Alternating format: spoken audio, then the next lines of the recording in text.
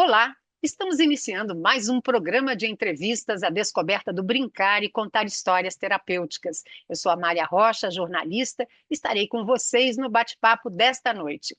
Nós vamos explorar a interseção entre o brincar e contar histórias como ferramentas terapêuticas na saúde e educação. Nos aprofundar em fundamentos teóricos que sustentam essas práticas, examinando suas influências no desenvolvimento cognitivo, emocional e social das crianças. Você pode acompanhar este programa pelo Viva e Eduque, canal 897 da Sol TV, pelo aplicativo Viva e Eduque, que você pode baixar na loja de celulares Android e iOS, e também pelo canal do YouTube da Associação Viva e Deixe Viver. O tema do programa de hoje é Brincando com Palavras. Neste episódio, nós vamos explorar o fascinante mundo das palavras e como elas podem se tornar uma brincadeira divertida e educativa.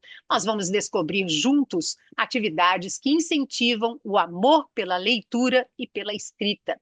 E para falar sobre este assunto, nós convidamos uma estudiosa da literatura infantil, a escritora Patrícia Engel Seco, criadora do projeto Ler é Fundamental, com foco em educação pela paz, desenvolveu o projeto de incentivo ao hábito da leitura, que já distribuiu ao longo dos últimos 20 anos milhões de livros gratuitos com o apoio de inúmeros parceiros e patrocinadores.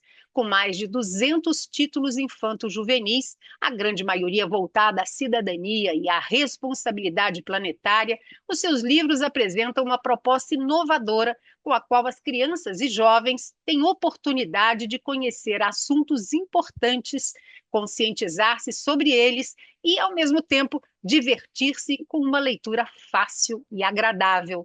Patrícia Engel Seco, é um prazer recebê-la aqui no nosso programa. Prazer é meu, Amália. Bom dia, tudo bem? Tudo. Como os jogos de palavras, Patrícia, podem ajudar no desenvolvimento linguístico? Bom, os jogos de palavras são uma delícia, né? A gente poder brincar com as palavras. Aliás, eu acho que eu vou até falar um pouquinho antes dos jogos das palavras. Eu acho que o desenvolvimento da linguagem e a capacidade que a gente tem de ler é uma coisa que vem se desenvolvendo e vem deixando as crianças fascinadas ao longo da história da humanidade. Sempre. Qualquer criança que começa a aprender a ler fica fascinada. Não sei se você lembra quando você começou a ler, que a gente lia até jornal de cabeça para baixo. A gente lia bula de remédio. Na minha época tinha propaganda nos ônibus, então o ônibus passava, eu queria ler o que estava escrito no ônibus, porque é uma brincadeira divertida a gente descobrir o que aquele símbolo junto com o outro forma, o que som aquilo representa e que objeto a palavra inteira representa. Então eu acho que a leitura já é um jogo de palavras. Eu acho que a criança ter oportunidade de ter um livro nas mãos e conseguir distinguir ali as letrinhas, as palavras, formar os fonemas, já é uma brincadeira extremamente divertida. E as crianças precisam ter acesso a esse tipo de brincadeira. Então, o primeiro passo é você promover o acesso ao livro para a criança, em qualquer idade.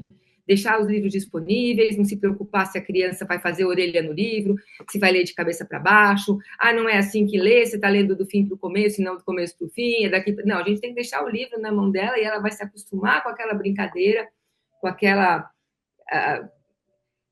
vai se tornar amiga do livro de verdade, porque o livro é o amigo que te acompanha a vida inteira.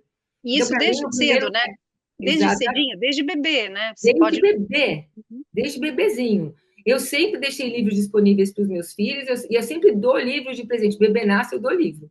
Eu não quero nem, assim... Aí os pais, mas imagina... Eu falo, não, a primeira coisa que eu dou para a criança é livro. E deixar a criança interagir com o livro, sabe? Essa história, não pode mexer, não pode riscar, não pode... A gente ensina ao longo da vida que tem que tomar certos cuidados, mas existem livros específicos para criança, com a página empastada, mais dura, aqueles livros de borracha, livros de pano.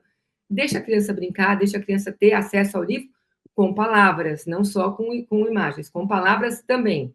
Ela começar a se interessar por essa brincadeira de palavras. E aí surgem milhares de jogos com palavras, jogos que são jogos prontos, formalizados, né? Tipo quebra-cabeça não, palavras cruzadas, joguinhos de interpretação, né? O que é essa imagem? E você escreve embaixo, brincar de forca, que a gente brincava, e simplesmente a possibilidade de você descobrir o que aquela palavra representa. Para mim já é uma brincadeira. Eu lembro, assim, nitidamente dos olhinhos do meu filho brilhando, quando ele descobriu que B com O era bó, L com A lá, e era uma bola, e a bola era uma bola. Porque primeiro você fala bola, depois que você liga, bola é bola, é bola. Né? Então, eu acho que é muito legal poder deixar as crianças brincarem com palavras. O reconhecimento fonético é essencial na vida de todas as crianças. Então, desde o começo, a gente começar a brincar para que elas tenham esse reconhecimento, facilita a vida delas no futuro, né? A gente fomenta todas as habilidades cognitivas da criança e permite com que ela se expresse melhor ao longo da vida. Eu acho que não tem nada melhor do que brincar com palavra. Se pudessem, as crianças todas deviam brincar sempre. É uma delícia mesmo. Vamos falar um pouquinho mais, vamos dar mais alguns exemplos de brincadeiras com palavras para crianças? Olha, eu adorava brincar de descobrir a palavra, tipo forca, que hoje em dia a gente não fala mais forca, né? Mas fala descobrindo as palavras. Eu amava brincar de forca. Era aquele negócio, assim, era brincadeira que durava a tarde inteira com os pais, né? Com a minha mãe, com meu pai, com meus irmãos. E só precisa de um pedacinho de papel, um lápis e pensar na palavra e você vai colocando as letras, né? Tem aquela stop. Você lembra de stop? Eu brincava muito. Então. Stop, as crianças hoje em dia nem conhecem muito, e é tão gostoso por categoria, né? Então vamos falar, vamos pensar em palavras com a letra A, que são frutas com a letra A, vamos pensar em países com a letra A, né? Ou joguinho de sílabas, tipo nominó com a sílaba que vai fazendo as palavras. De novo, o quebra-cabeça, ou palavra cruzada, que eu acho uma delícia. Enfim, eu acho esses jogos, assim, sensacionais. Além de você poder brincar com trava-línguas, né? Que para mim eu erro todas. Não me peça para falar, porque eu não consigo falar nenhuma. Eu erro todas. Eu adorava brincar disso, mas era difícil. Mas era um desafio, né? Não é? E É. não, e brincadeiras, assim, minha mãe tinha. Minha mãe brincava muito comigo e com meu irmão. Eu lembro que a gente viajava bastante de carro, e naquela época. As coisas para divertir as crianças no carro eram completamente diferentes. Era o pai brincando, né? Porque a gente ia contando os quilômetros, não tinha nem gravador no carro, eu acho. É observar o formato das nuvens. Exatamente, ver, olha o balão de sorvete, demorou, derreteu, sabe? Parece um bicho, olha um elefante. Que Olha bicho que é, quem acha aí? Exatamente, que bicho que eu tô vendo, quem acha aquilo, onde é que tá? É. E uma das coisas que ela falava, que até hoje a gente brinca, é assim, então, presta atenção na história que eu vou te contar, era uma fazenda muito bonita, e um belo dia, as crianças estavam brincando, e de repente o vento soprou e o céu ficou escuro. Então, e chovia e relampeava, e chovia e relampeava, e chovia e relampeava. Aí a gente ouvindo a história da fazenda, daqui a pouco ela, como é que era o nome do pintinho? Aí que pintinho? Não tinha pintinho. Tinha. Aí era o chovia e relampeava, o chovia chamava, o pintinho chamava relâmpago. E as brincadeiras, tinha um monte de brincadeiras dessa. Eu até fiz alguns livros há alguns anos, livros que tinham atividades que tinham esse tipo de brincadeira para as crianças, para você interagir com as crianças em horários onde você está só com elas, e que é muito bom isso, né? Você não tem as telas, que você não tem os filmes, né? As séries todas, que as pessoas são tão acostumadas. Uhum. Patrícia, é assim, a gente está falando de brincar com palavras, né? Brincar com palavras e também criar poemas, inventar finais diferentes para histórias. Que tipo de exercícios você acredita que mais desenvolvem a imaginação e o gosto pela escrita nas crianças? Olha, aí eu acho que o que mais desenvolve o gosto pela escrita ou pela leitura, né? Pela, pela leitura antes da escrita, é ler mesmo. Então a gente lê e brinca. E pela escrita, criar finais para a história. Eu sempre brinco com isso. Toda vez que eu vou falar com crianças em escolas, eu junto as crianças e a gente começa com uma frase, dobra o papel e continua a frase. E no final a gente vê que história bacana que foi criada.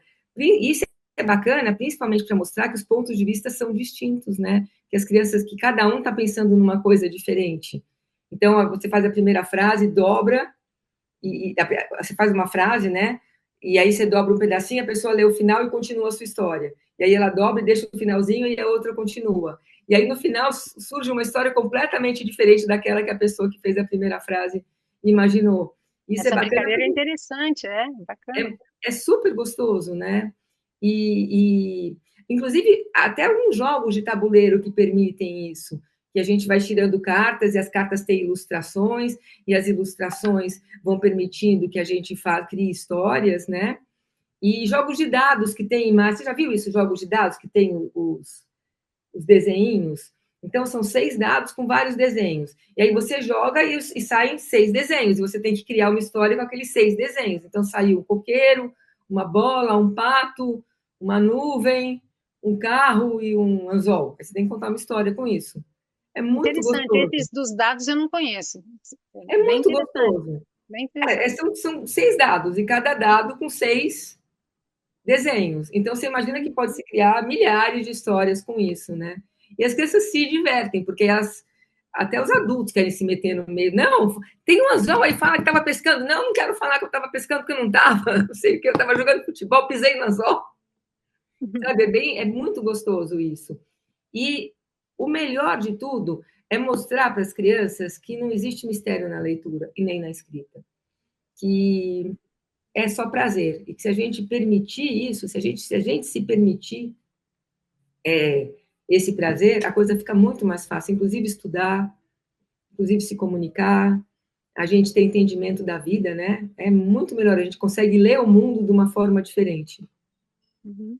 E como essas brincadeiras podem ajudar as crianças com dificuldades de aprendizado? Eu não tive dificuldade de aprendizado, mas eu sou muito disléxica. Eu troco tudo. Eu também. Então, então podem ajudar muito.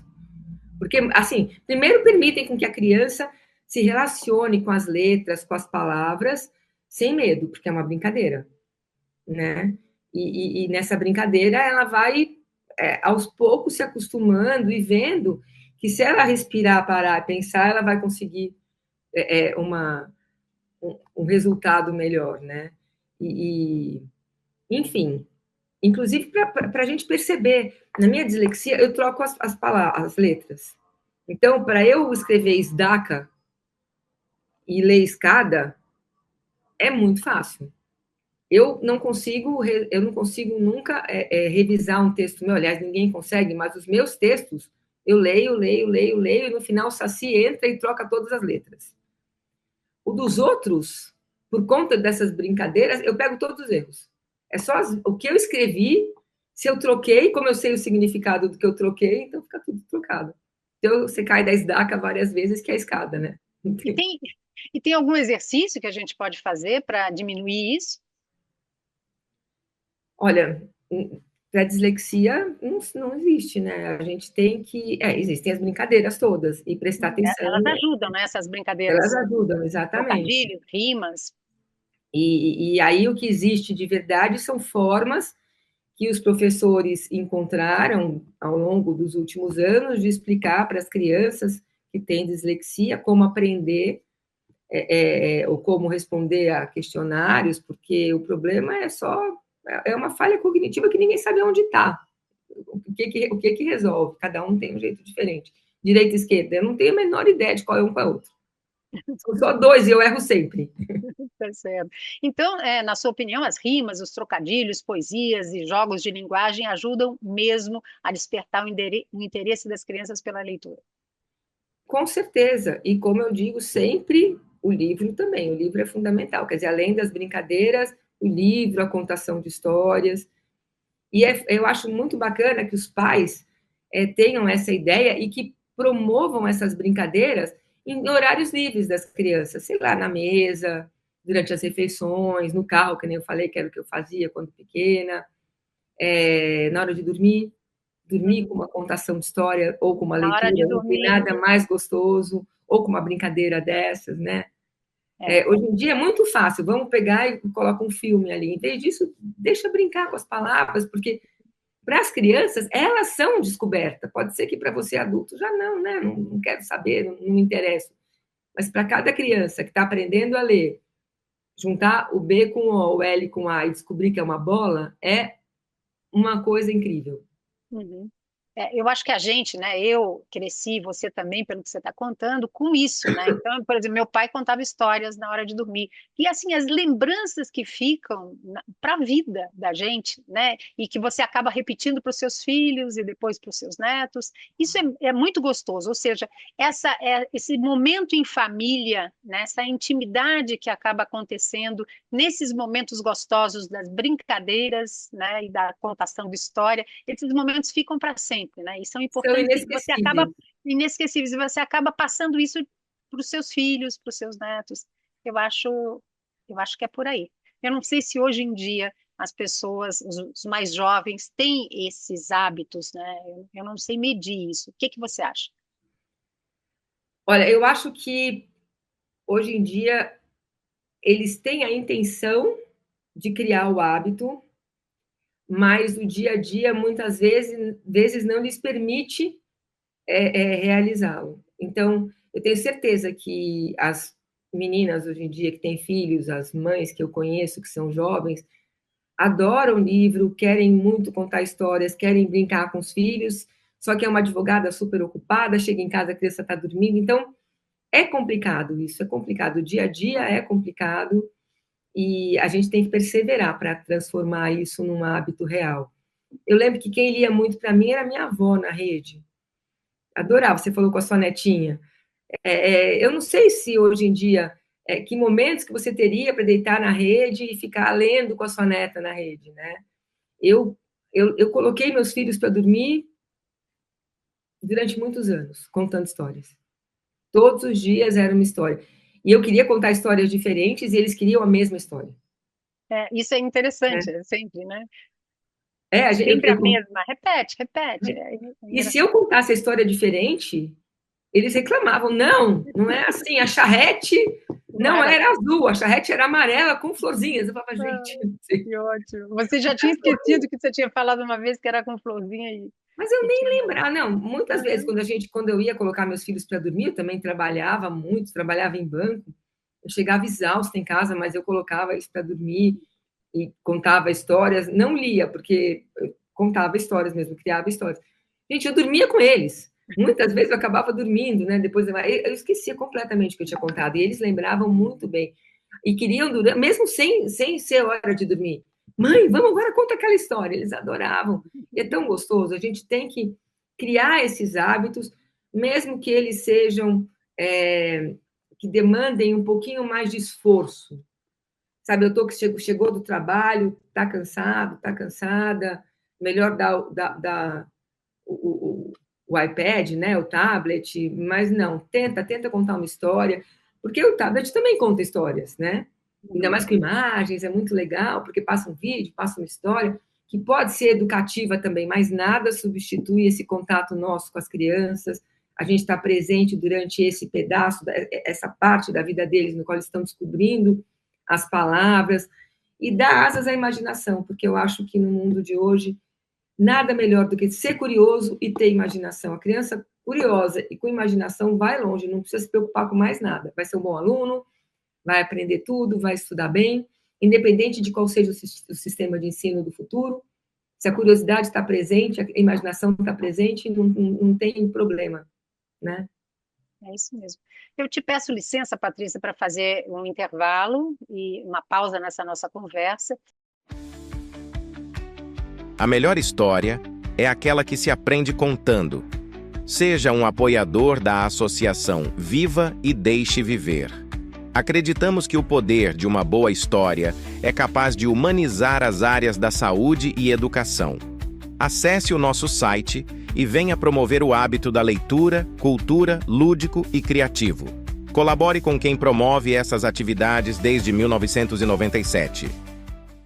Seja conhecendo dinossauros ou princesas, as histórias têm o poder de transformar a vida de uma criança. É o que eu faço em meus livros e o que você também pode fazer sendo voluntário na Viva e Deixe Viver, através da contação, levando educação, cultura e bem-estar para crianças e adolescentes hospitalizados. Para continuar esse trabalho, precisamos da sua ajuda. Seja um contador ou apoiador. Viva e deixe viver. O que a gente faz, conta. Nós voltamos com o programa de entrevistas A Descoberta do Brincar e Contar Histórias Terapêuticas. Nós estamos conversando hoje com a escritora Patrícia Engel Seco. Com o reconhecimento do International Board on Books for Young People e da Secretaria Especial de Direitos Humanos da Presidência da República, Patrícia, os seus livros sobre inclusão social ganharam grande destaque. Quais temas você aborda nesses livros? Então, é uma história tão bacana essa, obrigada até por perguntar. Eu fui chamada uma vez para fazer um projeto em Brasília, para crianças que estudavam em escolas ativas. As escolas ativas são escolas que ficam longe de qualquer município e, enfim, não tem como você pegar a criança e deixar ela, sei lá, 1 hora viajando para chegar na escola. Então, eles criaram centros ao redor de Brasília com escolas que eram multisseriadas, que ia desde criança pequenininha até mais ou menos 11 anos. E os mais velhos ajudavam os mais novos a aprender. E eu fui visitar essas escolas para tentar desenvolver histórias para eles que não fossem histórias longe da realidade deles, que não falasse de luz, de torneira, de elevador, de carro, de ônibus, porque eles não tinham nada disso. Para criar histórias que fossem relacionadas com o dia a dia dessas crianças. Achei super legal. Voltei e falei, poxa vida, mas eu fui até lá para falar com as crianças das escolas ativas e tem tanta coisa que a gente tem que fazer aqui para incluir crianças. Vou fazer um projeto de inclusão, começando com o quê? Com dislexia. Sou eu, aquela que troca tudo. Eu era boa aluna, viu? Eu não era má aluna, não, mas a que custo eu era boa aluna, ninguém sabe. O que eu penava para fazer as coisas. Então, eu montei um projeto chamado Amigos Especiais, que, inspirado naquela experiência que eu tive nas escolas ativas, que eu criei livros específicos para aquelas crianças, eu ia criar livros específicos para as crianças serem protagonistas e protagonistas com as dificuldades delas. Não com alguma dificuldade que a fada madrinha chega no final, bate a varinha e falou, pronto, agora você levanta e anda, ou agora eu vou chorar nos seus olhinhos, você vai enxergar. Não era isso.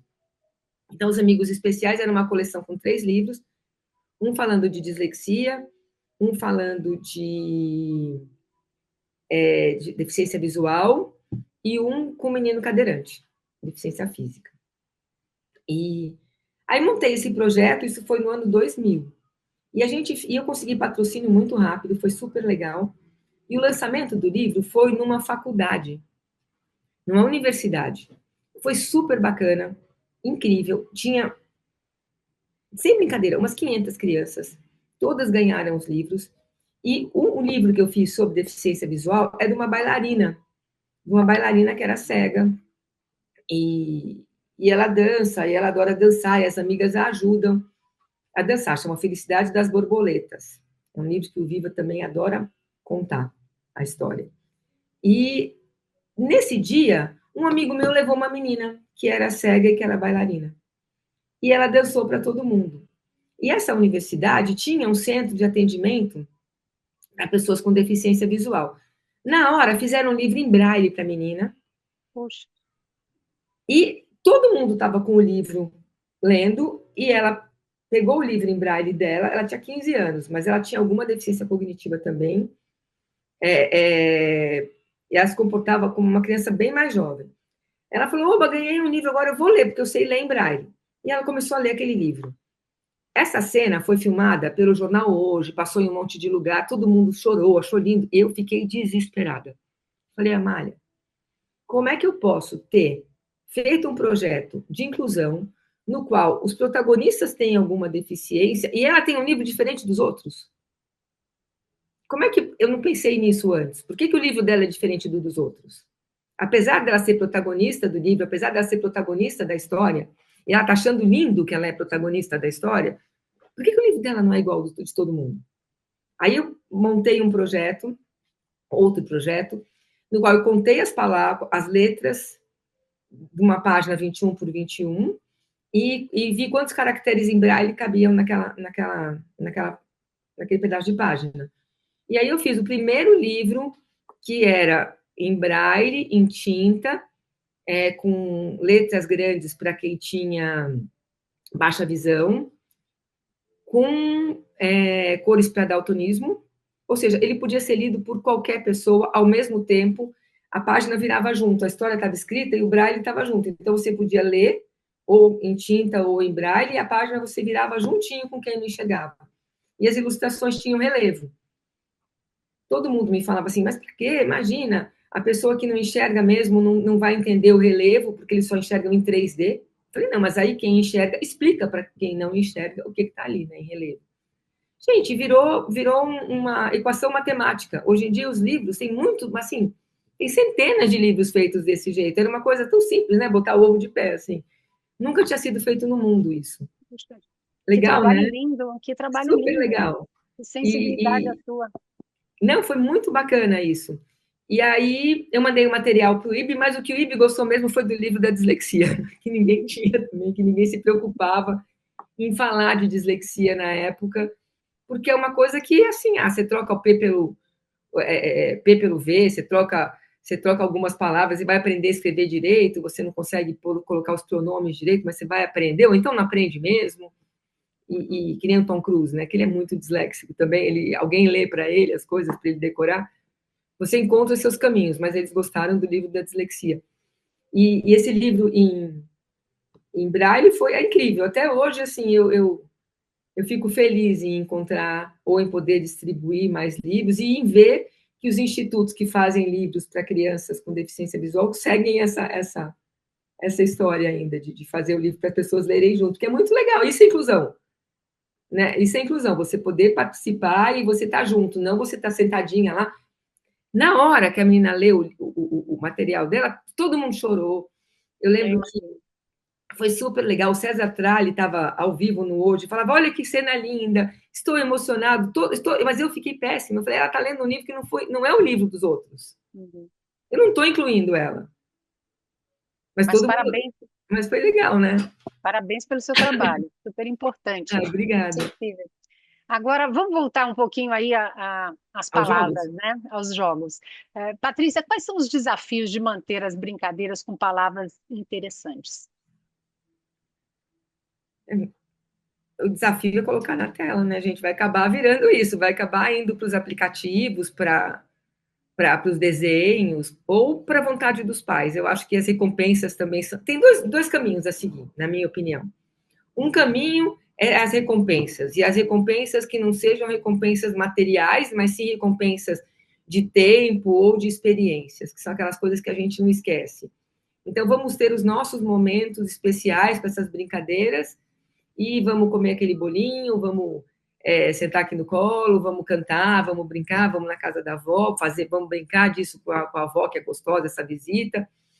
É uma recompensa mais experiencial do que dar alguma coisa, né? E aí fica aquela história, vamos lá na casa da vovó e vamos brincar de palavras cruzadas, vamos lá na casa da tia, ou vamos jantar hoje na pizzaria, que dá para a gente brincar de descobrir a palavra no papelzinho da mesa. Criar esse tipo de experiência. Uhum. Ou então, desculpa. Não, pode falar. Não, eu ia falar que hoje as crianças estão realmente muito conectadas, né, ao mundo digital. Super, Você tem que fazer adaptações, né? Você acredita, Patrícia, que os aplicativos e os jogos, eles podem ser aliados na missão de despertar o amor pelas palavras, pela leitura? Era o outro caminho, ou então criar aplicativos que podem ser nossos aliados com isso. Tem um monte de aplicativos legais, bacanas, interessantes, inclusive com tudo isso que eu falei, com palavras cruzadas, com a forquinha, com descobrir a palavra, com caça-palavras, que é muito gostoso, que a gente já encontra a palavra invertida. Tem um monte de aplicativos legais. Quando a gente era criança, a gente tinha banca de jornal. Lembra que a gente tinha aqueles livrinhos de palavra? Então, tinha palavra cruzada, tinha caça-palavras, tinha criptograma. Criptograma é um negócio legal também, que parece que você está desvendando uma frase em código, né? Parece não, você está desvendando uma frase em código, cada letra tem um sinal, e aí tem os sinaizinhos e você troca pelas letras. Só que, hoje em dia, a gente não tem mais acesso a esse tipo de material em bancas, e eu acho que eles são difíceis de encontrar, e os aplicativos oferecem isso de uma forma divertida, colorida, com... Eu acho que, assim, eles fazem sucesso porque eles são muito legais. Uhum. Então, é possível transformar o tempo de tela em um tempo de aprendizado criativo e divertido com as palavras. Eu tenho certeza disso.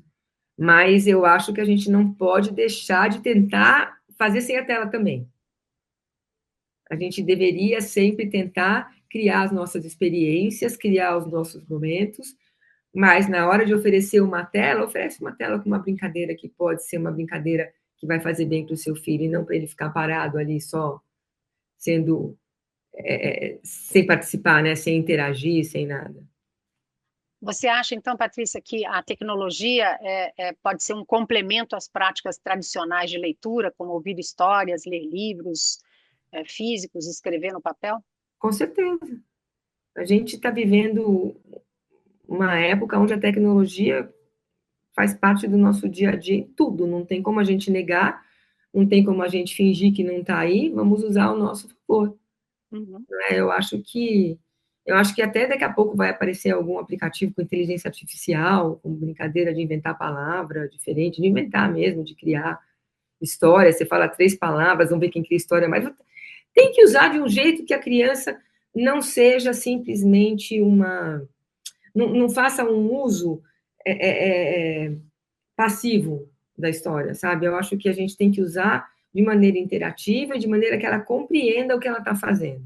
Uhum. Eu acho que para as crianças mais... desculpa, te interrompi. Não, fala.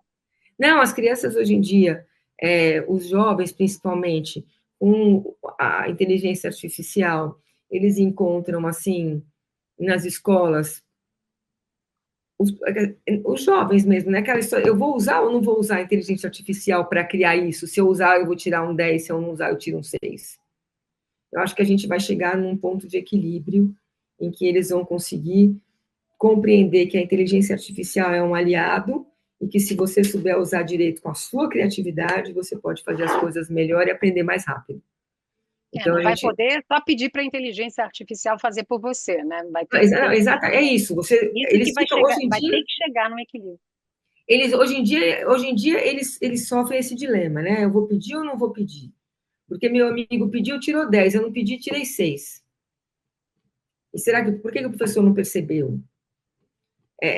Eu acho que eles têm que entender que não é preguiça e não é passividade, é você participar, você interagir com a inteligência, você interagir com... A inteligência não cria, você que está dando para ela os insumos. Então, se você souber fazer direito, como usar, e aí os professores saberem usar isso também. E aí, para as crianças mais novas, os aplicativos, as telas, mas que sejam mais interativas, que sejam com brincadeiras criativas e que despertem mesmo a criatividade e a curiosidade das crianças. E você, Patrícia, como escritora, já pensou em transformar algumas das suas histórias em uma experiência digital, como um jogo, um aplicativo, um audiolivro interativo, alguma coisa assim? Olha, audiolivro, alguns voluntários do próprio Viva fizeram já. E ficaram maravilhosos, muito bacanas. Eu tenho um projeto meu bem antigo, e até já conversei com o Viva sobre isso, de contação de história para determinados horários das crianças. Eu só não consegui mesmo por conta de tecnologia, de desenvolvimento dessa tecnologia, mas agora as coisas ficaram tão mais fáceis, deu um crescimento assim, exponencial. Crescimento, nem sei como falar isso, facilitou muito, facilitou exponencialmente, né? E eu acho que agora pode ser que dê certo. Eu tenho muita história. E aí seria legal poder contar as histórias, né? Eu adoro audiolivro. Você falou da Viva, que com a parceria com você transformou em audiolivros histórias suas. Quais são elas? Não foram histórias que o Viva... Assim, durante a pandemia, o Viva pediu para alguns artistas e atrizes lerem os meus livros. Então, a Cláudia Raia mesmo leu A Felicidade das Borboletas, o Jarbas Homem de Melo leu o meu livro de histórias do Viva. Foi lindo, maravilhoso, mas não isso. Os voluntários, alguns voluntários do Viva criaram por conta própria os livros. Então, eles fizeram O Grande Dia, O Caminho para o Vale Perdido, pedindo autorização e eu concedi a autorização. Ficou muito bacana. Eu nem sei onde procurar hoje em dia, mas acho que na internet a gente encontra, que tem a contação de história. Eu acho super legal a contação de história, o audiolivro e a possibilidade de sincronizar as duas coisas. De você poder ouvir enquanto você lê. Porque você faz com que você leia corretamente. Inclusive, aprendizado de línguas, isso é muito bom, né? Porque você pede para ler e você fala e você consegue pronunciar a palavra da maneira correta. Tá certo. Eu te peço licença, Patrícia, para fazer mais uma pausa nessa nossa conversa. E eu queria falar um pouquinho mais sobre a Associação Viva e Deixe Viver. A Viva é uma organização que, desde 1997, desenvolve o seu trabalho em 4 frentes: voluntariado, saúde, educação e cultura. E todas as frentes são promovidas a partir da ferramenta milenar de contar histórias. A Viva oferece diversos cursos em formação lúdica e forma voluntários para atuação como contadores de histórias em hospitais. Acesse o site pelo QR Code que aparece aqui e conheça mais sobre essa prestigiada associação. Nós vamos para o intervalo e voltamos já já.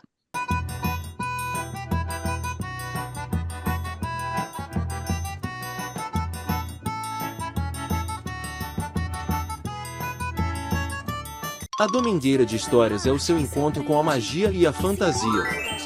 Os nossos contadores de estados diferentes do Brasil reúnem-se para compartilhar boas histórias para você ouvir em família e com os amigos.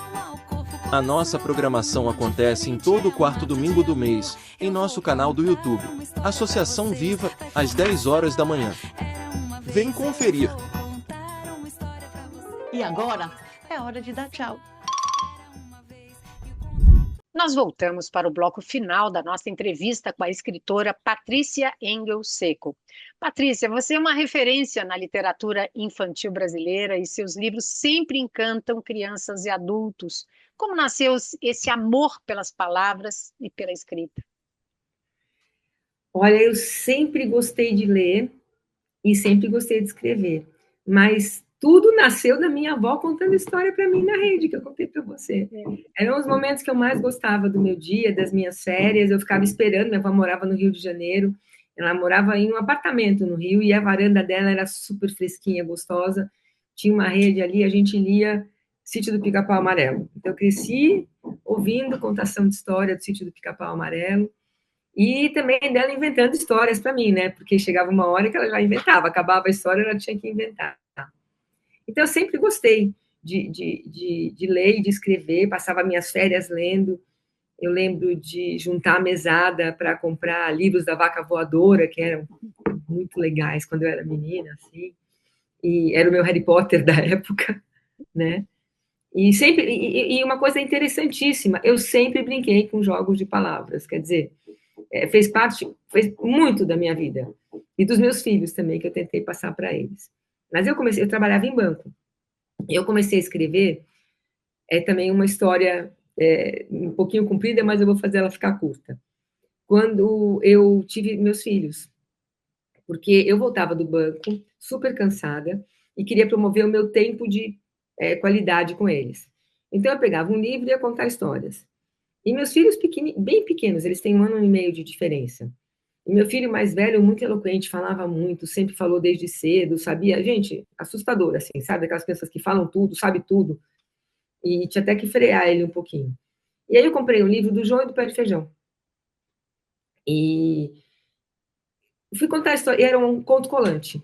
Então eu tirava o adesivinho e colava. Era o auge da tecnologia naquela época. Você tirava o adesivo e colava no meio da história. Então o João foi vender a vaquinha e colava lá a vaquinha no livro. Eu contei a história para os meus filhos, o João, que era uma criança sem recursos, que tinha uma vaquinha no quintal, e a mãe pediu para ele vender a vaquinha, e no meio do caminho para a cidade, que ele foi vender a vaquinha, ele encontrou uma pessoa mal intencionada, essa pessoa trocou a vaquinha por feijões mágicos, ele chegou em casa com 3 feijõezinhos, a mãe falou, João, o que eu vou fazer com 3 feijões? Eu não tenho como cozinhar isso, jogou fora. mas os feijões eram mágicos de verdade.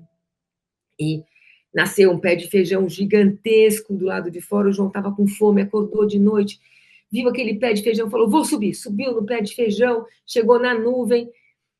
Na nuvem ele viu um castelo, lá longe ele foi até o castelo, entrou no castelo, deu de cara com o gigante. O gigante era horrível, tinha uma verruga no nariz, só que comia criança. O gigante corria para um lado, o João corria para o outro, e o gigante tentando pegar o João. O João entrou na biblioteca do gigante, deu de cara com a galinha dos ovos de ouro. Olhou aquela galinha, uma pilha de ovinhos cortados, virando moeda. O João pegou a galinha dos ovos de ouro, desceu pelo pé de feijão, cortou o pé de feijão. O gigante estava atrás do João, se estabocou no chão e ele viveu rico e feliz para sempre. Acabei de contar a história, meu filho, que história legal, mãe. Eu, legal, né, Luiz? Ele, ótimo, história linda. Já sei que é você quando crescer. Eu, o que tem a ver? Eu não falei de... Eu não sabia nem que ele sabia o que era profissão, ele era muito pequeno mesmo. Como assim? Você vai saber que você vai ser quando crescer? O que você vai ser quando crescer? Rico e feliz para sempre, igual o João. Falei, ai, que ótimo, muito bom, você vai ser rico e feliz para sempre. Como é que você vai fazer isso? Eu vou pegar tudo que eu quiser dos outros, saio correndo. E se alguém chegar atrás de mim, eu bato a porta na cara da pessoa, igual o João fez com o gigante. Falei, ai, meu Deus, o que eu fui fazer? Porque a gente lê essas histórias, a gente conta as histórias, e tem toda a psicologia por trás dos contos de fada, mas a gente está pensando em crianças hoje em dia que têm acesso à informação que vem de tudo quanto é lugar. Então, meu filho, que nasceu em 92, era o começo da internet em casa, era o começo dos PCs. Eu falei, gente, eu peguei, sentei ele no meu colo, falei que eu vou contar uma história legal para ele, e conta a história do menino que pegou lá a galinha dos ovos de ouro do gigante, e ninguém convidou para ele na casa do gigante. Por que ele não pegou um feijão grandão, do pé de feijão grandão gigante e não comeu aquilo, sabe? Sim, sei lá, pensar em várias outras possibilidades para a vida do João, sem ser pegar a galinha dos ovos de ouro do gigante e jogar o gigante lá de cima. E por que o gigante era mau? Porque quem foi invadir a casa do gigante, pelo menos na minha história, no livro que eu estava contando, foi o João. Aí fiquei super assim, né? Falei, ai, meu Deus. Aí comprei outro livro para ele. É que quando você ouviu essa história, quando pequena, você interpretou de uma forma completamente diferente, né? Porque também a gente não tinha tanto acesso a tanta informação como hoje. Exatamente. Não, outra história. Para mim é assim, coitadinho do João, coitadinho do João. E na nossa cabeça, de cara, e assim, já cheia de preconceito, o gigante é mau, o João é bom. Então, tanto faz se o mal morreu. Porque na minha cabeça o gigante era mau. Eu não estou pensando, não tô calçando os sapatos do gigante, que morava lá sozinho no castelo, nas nuvens. A gente não pensa nisso, né? Ou por que ele é mau, ou por que ele tem a vida. Sei lá. A gente não pensa nisso. E quando eu contei, eu não pensei mesmo. Aí, eu falei, poxa vida, eu tenho que prestar mais atenção nos livros que eu compro para os meus filhos. Aí, eu voltando do banco, tinha uma banca de jornal que não fechava. Eu com aquela história na cabeça, que era a Banca Cidade Jardim, na época era uma banca mesmo de revista. Aí eu parei e comprei um livro lindo, chamava A Ratinha Vaidosa. Todo empastado assim, que nem para criança, que eu falei que era gostoso para criança, e contava uma história de inclusão, de falta, de não haver preconceito, porque eu estava muito preocupada. Falei, essa é a história que eu quero contar para os meus filhos. Então, a história da ratinha, que era muito vaidosa. Eu acho muito legal as crianças serem vaidosas, gostarem de si. Você pode ver, Amália, hoje em dia não tem jovem feio, não tem criança feia, não tem, todo mundo se gosta, todo mundo se arruma, todo mundo tem a sua bossa. É muito legal. Quando eu era pequena, tinha gente feia assim. Hoje em dia não tem. Todo mundo se ama, eu acho muito legal, sabe? E faz as escolhas, e pinta o cabelo de verde, corta o cabelo, descolore, faz o que eu acho muito bacana. Mas isso era o começo, foi em 94, 95. Comprei esse livro da Ratinha Vaidosa. A Ratinha não queria casar com o Dom Ratão, porque o Ratão tinha dentes amarelos e o pelo muito duro e o rabo pelado. Ela achava o Dom Ratão horroroso. E ela queria namorar pessoas diferentes. Então, ela começou a namorar o cachorro. O cachorro fazia uma confusão na casa dela. Babava, pulava, mastigava tudo. Ela falou, não vai dar para namorar o cachorro, vou namorar o bode. Começou a namorar o bode. O bode puxava as fitas da ratinha, fazia cocô de bolinha pela casa inteira. Não estava dando certo aquele namoro. Ela começou a namorar o Dom Gatão, que era lindo. Era de pelos brancos, macios, uns olhos verdes, amendoados. Cantava, fazia serenatas à lua cheia. Ela amava aquele Dom Ratão. foram casar. A última página, olha, eu tenho que achar esse livro aqui para mostrar para as pessoas. A última página do livro é o Dom Ratão sentado na mesa, de fraque, de cartola, e na mesa tinha tudo que era doce que você pode imaginar. Então tinha desenhado aquele flan, um bolo de casamento, tinha brigadeiro, tinha um monte de doces na mesa, e o Dom Ratão tá assim com um ossinho na boca. E aí tá escrito, e isso foi o que Ratinha ganhou por ser tão vaidosa. Aí, claro que eu não li para meus filhos, né? Falei, agora eu já sei o que eu vou fazer, porque agora quem manda na história sou eu, entendeu? Quem manda nessa história sou eu. E eu continuei contando aquela história do Ratinho por meses, porque não tinha, eu inventava a história, a gente desenhava a história com a história, não acabou naquele casamento, porque eles perguntavam, cadê a Ratinha? Eu não ia falar que o gatão comeu a Ratinha, só porque ela era vaidosa e quis casar com ele. E eu falava, gente, como é que pode esse livro ter sido editado? De falar que você não pode ser vaidoso e que você não pode escolher com quem você vai casar. E que ele comeu ela, literalmente. E aí eu comecei a fazer um monte de livrinhos para as crianças. E todo mundo gostava muito dos meus livros, porque eles falavam de coisas muito diferenciadas. Esse eu continuei por muito tempo, e os outros que eu continuei fazendo eram sempre com o Ratinho, que na época era o Ratinho Felício Feliz, inspirado na Ratinha vaidosa. E eles contavam assim sobre o que é meu, o que é seu, o que não é de ninguém, o que é de todo mundo, mais importante do que não é de ninguém, tipo, a rua. A rua é de quem? A rua é de todo mundo. O ar que a gente respira. Eu posso fazer uma fogueira, posso cortar todas as árvores? Não, não posso, porque vai fazer mal para o ar, vai fazer... E o ar é de quem? De todo mundo. É de todo mundo, do planeta inteiro. A rua é de quem? De todo mundo. Eu posso jogar sujeira na rua? Não, não posso. E essa mochila, de quem é? Essa mochila é do Luiz, está com o nome dele, ele toma conta da mochila dele. Se alguém pegar, você vai lá e fala, não, é minha. Você pode emprestar? Posso. Livros que falavam sobre esse tipo de coisa. E livros que falavam sobre tomar conta de espaços públicos, principalmente praças. E aí surgiu a história da sustentabilidade, que na época era meio ambiente. E aí eu comecei a fazer livro e nunca mais parei. Mas começou por conta da história do João do Pé de Feijão. Olha só. Vamos falar um pouquinho dos seus livros que você se inspirou nesse tema sustentabilidade, clima, meio ambiente. Então, eu sempre gostei de escrever sobre alguma coisa que ajudasse os pais com relação ao que eles têm que mostrar para os filhos. E eu tenho certeza de que, apesar da gente querer passar para os nossos filhos sempre os melhores hábitos, esses melhores hábitos não são os nossos. Então, por exemplo, você toma refrigerante, você não quer que seu filho tome, né? Então, você não vai dar para o seu filho, não vai tomar na frente dele. E muitas vezes isso fica difícil até do próprio pai compreender. Estou falando do refrigerante, que é muito fácil. Eu comecei a fazer livros que falavam coisas que eram óbvias, mas que para o pai era difícil ver do ponto de vista de pai, dos hábitos errados que você faz. Tipo, eu não vou separar as coisas para reciclar, ou eu vou deixar a torneira aberta para esquentar bastante tempo, vou tomar um banho muito demorado.